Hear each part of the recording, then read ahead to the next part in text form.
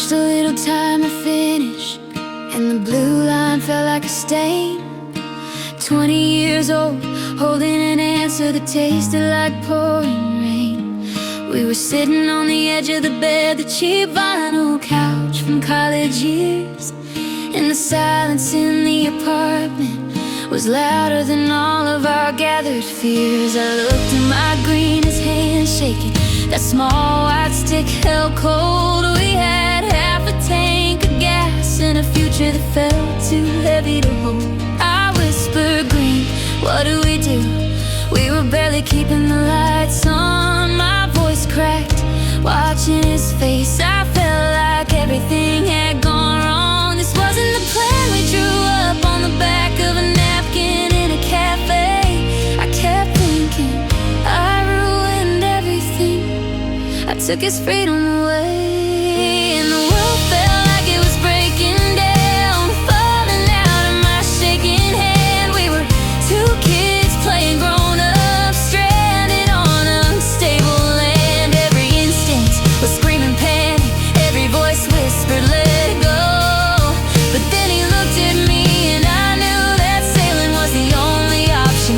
Starting slow, we had a secret growing, an unstoppable thing, and I was terrified of the future that the next 9 months would bring. He drove out to my father's house, and I stayed home waiting for the call, praying Dad wouldn't be harsh, wouldn't make him feel small. I knew Dad didn't yell or judge, he just dealt in truth, firm and steady. He needed to hear the words that I just wasn't ready to speak yet. When Green came back, he moved differently, like the air had cleared the way. He said Dad talked about the years, about how they struggled through every day. He told me your father said they were scared to death, just two hands on a ship with a broken sail.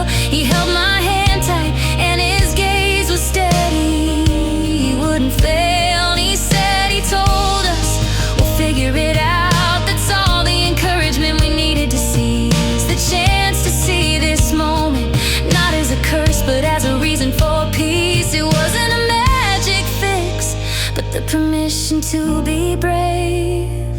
We stopped seeing this burden as something we had to run and save ourselves from. Now it's messy, yeah, the floor's covered up in blocks and glitter paint, but every ounce of that chaos feels holy, feels like a saint. Came down and blessed the disaster. She's two now, a tiny wrecking crew. I swore I'd be patient, but she tests everything I thought I knew.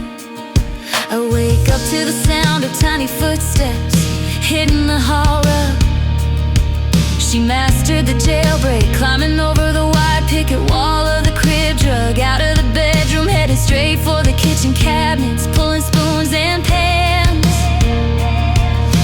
A blue-eyed terrorist, master of the domestic mayhem plans. We look at each other, me and Green, bleary-eyed, coffee in hand, and we just laugh, realizing this is the best, most beautiful unplanned life we could ever have known. The fear is long gone and replaced by the absolute joy of a little blonde hair and a face.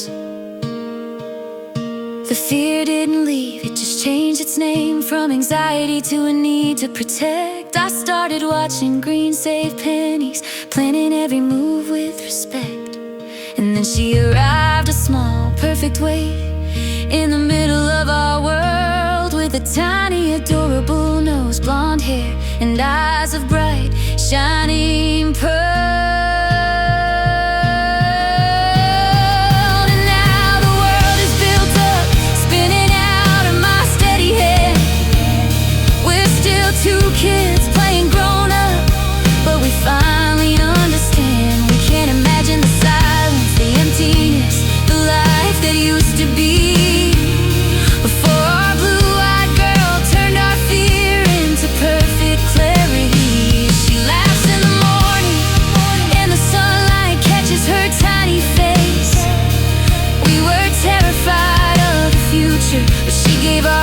nature its grace. And now look at my green, holding her and know we'll never be apart.